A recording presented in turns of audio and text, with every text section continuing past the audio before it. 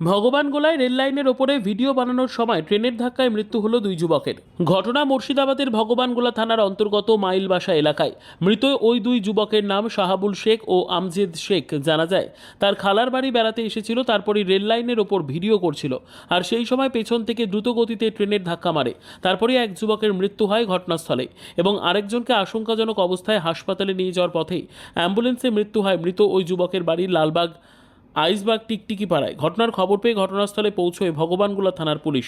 দেহ দুটিকে উদ্ধার করে ময়না তদন্তের জন্য পাঠায়। এখানে কি ঘটনা ঘটেছে? এটা মাইল বাসায় ও টিকটক করছিল ছেলেগুলো।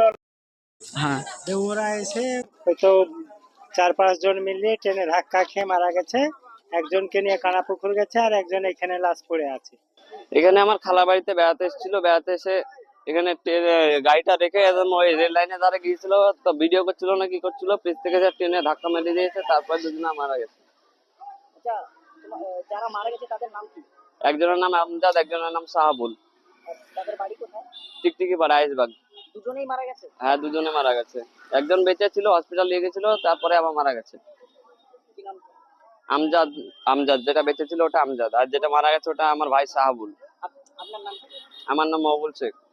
যিনারা মারা গেছে সেটি আপনাদের কি হয়? ওই যেটা মারা গেছে ওখানে আছে, ওটা হচ্ছে আমার ভাই, এটা হচ্ছে ভাইপো।